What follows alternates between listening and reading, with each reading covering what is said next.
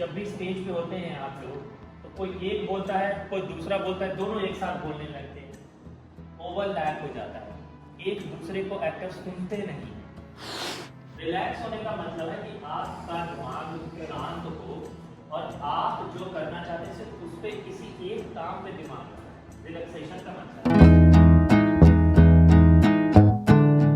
क्यों भूल जाते हो, कौन बताएगा? बताइए, वहीं से बताइए। Concentration, right. बात सामने आती है कि आप लोगों का कंसंट्रेशन कम है। कंसंट्रेशन रहेगा अगर आप कंसंट्रेटेड रहेंगे क्लास में, तो जाहिर सी बात है कि जो चीज़ें हम रोज जिनसे मिलते हैं उनका नाम तो पता हो ही जाएगा कि इनका नाम ये है, इनका नाम ये है। अगर नाम पता नहीं होगा तो इससे हम आगे का जो स्टेप है एज एन एक्टर, बड़े बड़े डायलॉग्स याद कर लेते हैं, तो कैसे याद? तो ये कंसंट्रेशन से होता है। आप लोग कई बार पूछते हैं ना कि हमें डायलॉग याद नहीं होते सर, डायलॉग ही याद नहीं कर पाते, तो उसकी पहली सीढ़ी है कि आप कंसंट्रेटेड रहें, है ना। कंसंट्रेटेड रहेंगे तो आपको डायलॉग याद हो जाएंगे। तो उसकी पहली एक्सरसाइज है कि आप एक दूसरे के को एक्टर्स के नाम जान पाए, पहली सीढ़ी है, वहाँ से शुरुआत होती है। तब तो उसके बारे में आगे जानेंगे, किसने क्या किया है, कौन क्या करता है, नहीं करता है। जैसे अगर आप लोगों को किसको कौन सा कैरेक्टर देना है कास्टिंग वाला सोचे, तो जब तक उसके बारे में जानेगा नहीं तो कैसे देगा कि इसमें क्या कैपेसिटी है, क्या एबिलिटी है। तो उसके लिए कंसंट्रेशन। डायलॉग क्यों भूल जाते हैं आप? क्योंकि हम लोग उसको डायलॉग क्यों भूल जाते हैं? कैसे? क्योंकि हम लोग उसको याद करते हैं, इसीलिए भूल जाते हैं। रीजन ये है सर, याद नहीं करना, उसका विजुअल करना है, तब हम लोग नहीं भूलेंगे। उस सीन को याद होना ना, ऑटोमेटिक निकल जाएगा। कमल, डायलॉग क्यों भूल जाता है?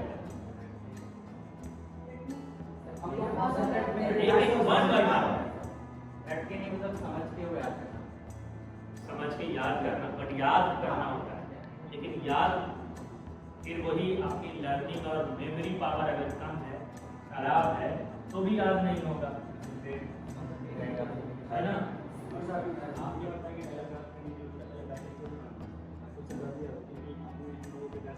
15 मिनट का स्टोरी हमने आगे बढ़े, हम लोगों ने उसका बैक स्टोरी तो याद हो जाए।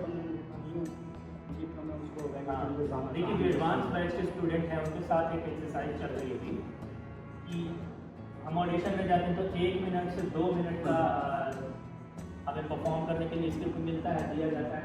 लेकिन इनके साथ एक्सरसाइज चल रही थी 15 मिनट, 10 से 15 मिनट अकेले सोलो परफॉर्म कर सकें।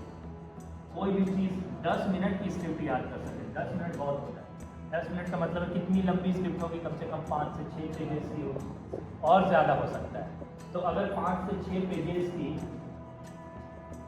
स्टोरी या स्क्रिप्ट हम याद कर लेते हैं तो जाहिर सी बात है कि 1-2 मिनट वाले आसानी से हो जाएंगे। तो ये एक्सरसाइज कर रहे हैं कि लॉन्ग स्क्रिप्ट को कैसे याद करें, तो शॉर्ट तो ऑलरेडी हो जाए। दूसरी चीज़ आती है कि जब भी स्टेज पे होते हैं आप लोग, तो कोई एक बोलता है, कोई दूसरा बोलता है, दोनों एक साथ बोलने लगते हैं, ओवरलैप हो जाता है, एक दूसरे को एक्टर सुनते नहीं।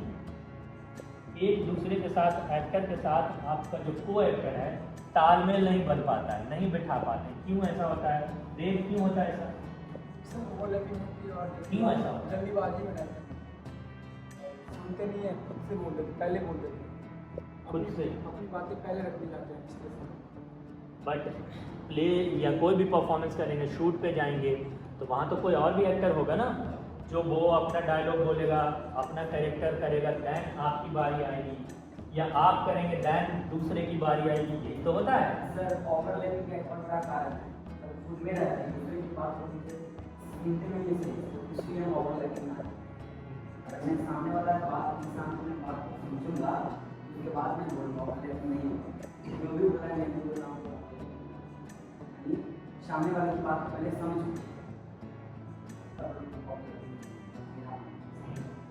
कृतिका, क्यों हो जाता है? क्यों सब एक ही साथ बोलने लग जाते हैं? एक डायलॉग खत्म नहीं तो दूसरा डायलॉग आ जाता है, तो ऑडियंस को तो सुनाई नहीं देगा ना, एक साथ 2 इंसान को नहीं सुन सकता। बताइए। अपनी बात करने पे अड़े रहते, सामने वाला जो बोलता है वो सुनने बट ये टेक्निक, ये तरीका गलत है ना। तो आप लोगों को ये ध्यान रखना पड़ेगा कि मेरे को एक्टर ने क्या कहा। एक्टिंग क्या है? एक्शन का रिएक्शन है। जो सामने वाला एक्शन, जो डायलॉग बोल रहा है, जो प्रतिक्रिया दे रहा है, उसके बाद मेरी क्या प्रतिक्रिया होगी, जो उसने एक्शन किया मेरा क्या रिएक्शन होगा, यही तो कहते हैं ना एक्शन रिएक्शन। तो वो तो खराब हो जाएगा अगर ओवरलैपिंग होगी, अगर कंसंट्रेशन नहीं होगा तो ओवरलैपिंग होगी, है ना। फिर आपका कैरेक्टर भी खराब हो जाएगा। आप जो जिस कैरेक्टर में होंगे वो भी चेंज हो जाएगा, और कैरेक्टर चेंज हो जाएगा आपका। जो आप सोच के आए हैं वो नहीं कर पाएंगे तो क्या होगा? जो बात करते हैं बॉडी लैंग्वेज बदल जाएगी, आपका कैरेक्टर छूट जाएगा, है ना। तो ये नहीं करना, इसलिए इन चीज़ों के लिए हम क्या करते हैं? प्रैक्टिस करते हैं, एक्सरसाइज करते हैं। तो कौन कौन से एक्सरसाइजेज हैं जिसके जरिए हम अपना कंसंट्रेशन बढ़ा सकते हैं? हम ओवरलैपिंग, फिर वही किया आप लोग ओवरलैप ना हो, इसलिए क्या एक्सरसाइज करते हैं? फिर मेडिटेशन करते हैं,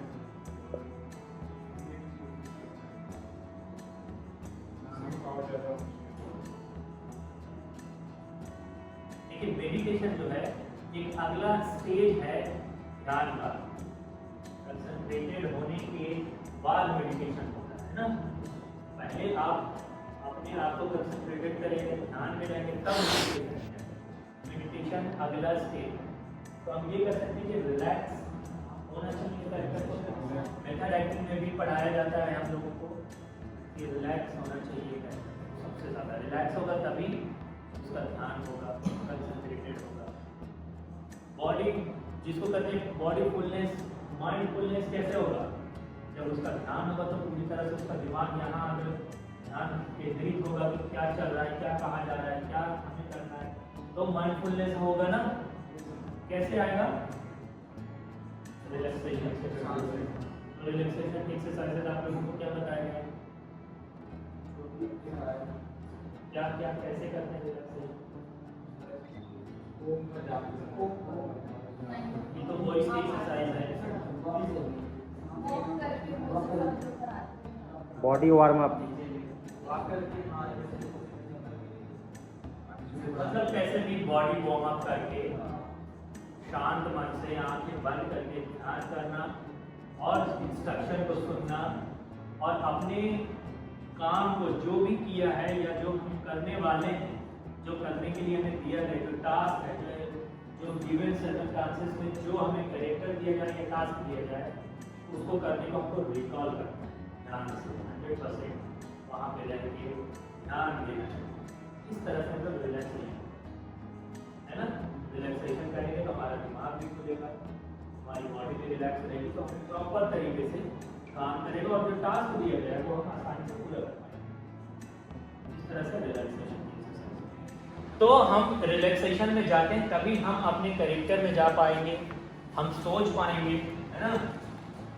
और तभी आप अपना जोन जो है, जो कैरेक्टर की डिमांड है, जो भी दिया जाता है, हमने बेसिक में पढ़ा है कि हम एज एन एक्टर कोई ना कोई एक कैरेक्टर कर रहे होते हैं किसी प्ले में, चाहे वो कैमरे के लिए हो या स्टेज के लिए हो, कोई भी एक कैरेक्टर प्ले कर रहे होते हैं, एक चरित्र कर रहे होते हैं, है ना। कई बार मल्टीपल भी कर रहे होते हैं स्टेज पे, या आप असल जिंदगी में। हाँ, तो रिलैक्सेशन ही तो कंफर्ट जोन। रिलैक्सेशन करेंगे, रिलैक्स रहेंगे, आप कंसंट्रेशन रखेंगे, तभी तो रिलैक्स हो जाएंगे। अगर हम भक्ति के अगर दिन में जाते हैं, अगर हम शांत रहेंगे, भक्ति के बारे में सोचेंगे, उस जोन में घुस जाएंगे, तभी मेरा माइंड थोड़ा साफ हो जाता है, बातें होंगी। हाँ देखिए, ये अलग अलग लोगों के ऊपर अलग अलग चीज़ें वैरी करती हैं। आपको हो सकता है भक्ति गाने सुन के आपका दिमाग शांत होता है या अच्छा लगता है, कंसंट्रेटेड होते हैं। ज़रूरी नहीं हो सकता है तंजा को कोई किसी फिल्म के गाने सुन के ही उसका रिलैक्सेशन हो सकता है। फॉर एग्जाम्पल अगर हो सकता है दीपक डांस वाले गाने सुन के कंसंट्रेटेड होते हैं, ये अलग अलग हो सकता है क्योंकि हर इंसान अलग है। इसका कोई ये नहीं है कि आप भक्ति गाने ही सुनो तो ही कंसंट्रेटेड होगे, ये सर पैरामीटर नहीं है। सर अगर मैं चोर का कैरेक्टर निभाऊंगा तो मैं चोर के बारे में केवल सोचूंगा, केवल चोरी कैरेक्टर डिफरेंट चोरी कैरेक्टर के बारे में सोचना और रिलैक्स होना दोनों अलग चीज है। रिलैक्स होने का मतलब है कि आपका दिमाग शांत हो और आप जो करना चाहते हैं सिर्फ उस पर किसी एक काम पे दिमाग लगाए। रिलैक्सेशन का मतलब है दिमाग 100% खाली नहीं हो सकता, उसके दिमाग में, हर इंसान के दिमाग में कोई ना कोई एक थॉट होगा ही होगा कि मुझे जल्दी घर जाना है, या मुझे जाके ट्रेन पकड़ना है, या कुछ भी हो सकता है, मुझे घर जाके कपड़े धोने हैं, मुझे लिखना है, मुझे पढ़ना है, मुझे फिल्म देखना है, व्हाटएवर यू। हर इंसान के पास तमाम चीज़ें हैं, लेकिन कंसंट्रेशन इसलिए कि जो इम्पोर्टेंट है या जो करना है उस पर ध्यान लगाए, बाकी के थॉट्स को हटा के एक थॉट पे, एक टास्क पे कंसंट्रेटेड करना ही रिलैक्सेशन का हिस्सा है। रिलैक्स होगा तो कंसंट्रेटेड हो जाएंगे आप, और कंसंट्रेशन का मतलब किसी एक काम को करने की सोचना, उसके बारे में हमें दिमाग लगाना हमारा, ये हमारी एक्सरसाइज होती है, मेथड है।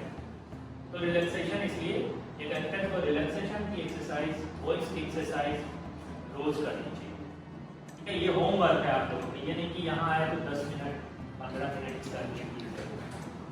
क्लियर रमेश? क्लियर? क्या क्लियर हुआ बताइए? हाँ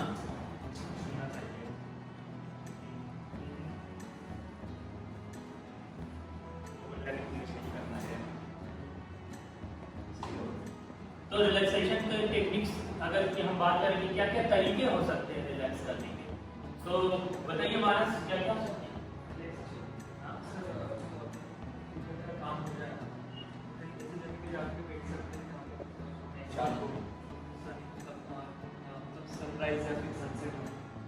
जो पसंद है, जो जिस तरह का इंसान, मैंने कहा ना कि हर एक इंसान का तरीका अलग होगा, बट कुछ बेसिक टेक्निक्स है। कोई म्यूजिक सुन सकते हैं अगर आपको डांस से सेटिस्फैक्शन मिलता है कि हम एक घंटे डांस करेंगे तो मेरा मन खुश हो जाएगा, तो डांस करने के बाद शांति से बैठ सकते हैं, पढ़िए बुक्स, पोएम, कुछ भी पढ़ सकते हैं, पढ़ के आप अपने माइंड को कंसंट्रेट कर सकते हैं किसी भी।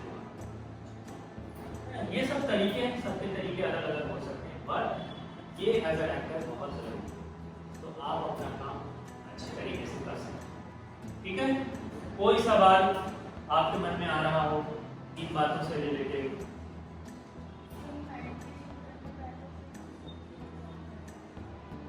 देखिए मैंने कहा ना मेडिटेशन जो है कंसंट्रेशन या ध्यान, ये मतलब ध्यान फिर होता है मेडिटेशन। मेडिटेशन जो है ध्यान का अगला स्टेज है, बहुत ध्यान, बहुत बहुत बहुत ध्यान, मतलब कहते हैं ना कि ध्यान में चले जाना। तो ध्यान में जाएंगे जब आप रिलैक्स, कंसंट्रेटेड है ना। अगला स्टेप है रूप में, जिसको कहते हैं कि पहला स्टेज है कि आप रिलैक्स शांत होके एक बार ध्यान करें। ध्यान में बहुत बहुत बहुत दूर जाने को मेडिटेशन है ना। ध्यान ये मेडिटेशन का मतलब क्या होता है? ध्यान करना, लेकिन ध्यान डीप डीप डीप में तब पढ़ेंगे आप जब शुरुआत होगा। तो तनुजा का सवाल बहुत अच्छा है कि हम जब ध्यान करने जाते हैं तो कई थॉट्स आते हैं दिमाग में, तो ध्यान में यही किया जाता है कि सारे थॉट्स को छोड़ते जाना है, नहीं ये नहीं ये नहीं ये नहीं ये नहीं, हटाते जाना है, हटाते जाना है, और ये सोचना कि नहीं मुझे प्ले में ध्यान देना है, प्ले में क्या होना है, क्या करना है मुझे, मैं उसमें क्या करने वाली हूँ, वो कैसा होना चाहिए, क्या क्या होगा। विजुअलाइजेशन शुरू हो जाए, आपके सामने इमेजिनेशन शुरू हो जब आप कंसंट्रेटेड ध्यान में मेडिटेटेड। तो मेडिटेशन ये एक दिन 2 दिन का काम नहीं है, कीप गोइंग, कीप डूइंग। आज कल किसी दिन थॉट्स कम आएंगे, ज़्यादा आएंगे, कम आएंगे, धीरे धीरे वो बढ़ता है तो फिर अच्छा होता है। कंसंट्रेशन करना है तो मैं ज़्यादा मानता हूँ कि एक जगह आपको बैठ जाना है, हमारे जहन में जितने ख्याल आता है उनको आने देना है।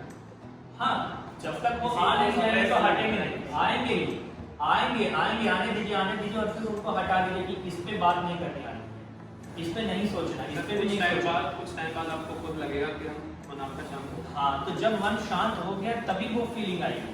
जब मन शांत हो जाएगा कि अब कोई थॉट्स आएंगे, सिर्फ एक ही थॉट है कि कल मुझे, मैं सकीना का कैरेक्टर करने वाली हूँ, वो कैसी होगी, कैसी चलती होगी, क्या पहनती होगी, क्या पढ़ना पसंद होगा उसको, शेर व शायरी पसंद होगा, गाना पसंद होगा, डांस पसंद होगा, पूरा कैरेक्टराइजेशन।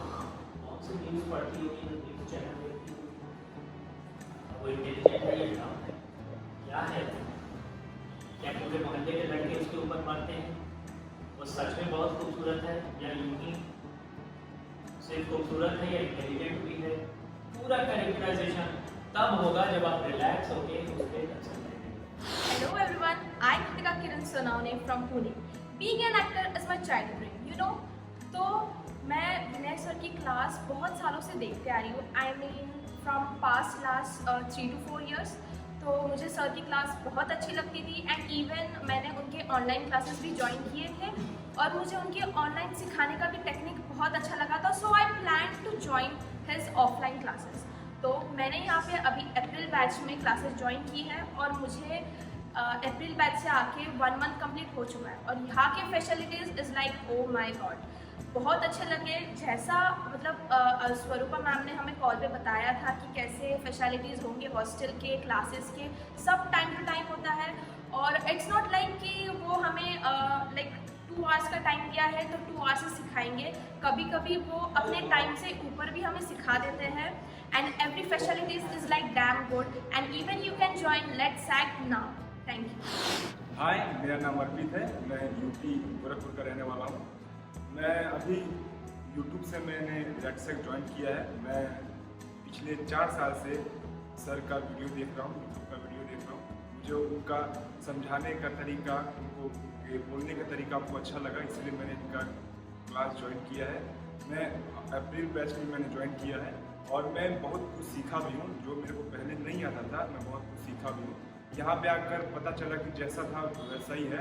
जैसे हम लोग को लगता था, जैसे सर हम लोग को यूट्यूब पे सिखाते हैं वैसे ही यहाँ भी सिखाते हैं। यहाँ की हॉस्टल की फैसिलिटी भी एकदम सही है। हेलो, मेरा नाम प्रतिज्ञा है और मैं यूपी से हूँ और मैं लेट्सएक्ट ज्वाइन की हूँ अभी अप्रैल वाले बैच में।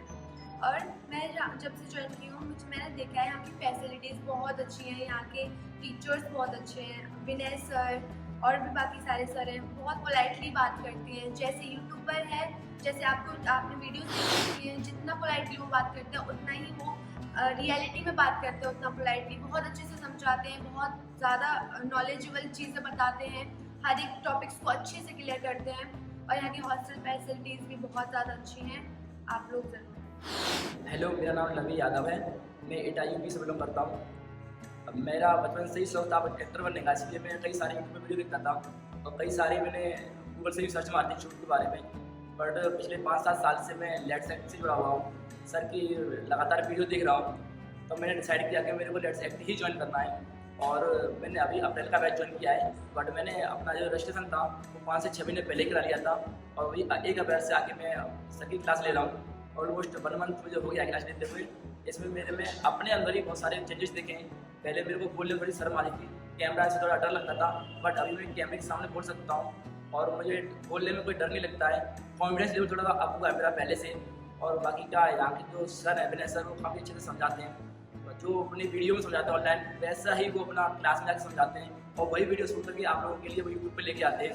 और सर का नेचर वाइज मैंने देखा है कि जो सर का जो पर्सनल नेचर है वो काफ़ी अच्छा है, काफ़ी हम्बल है। वो एज ए फ्रेंड भी मतलब समझाते हैं, लगता नहीं है कि वो सर हैं।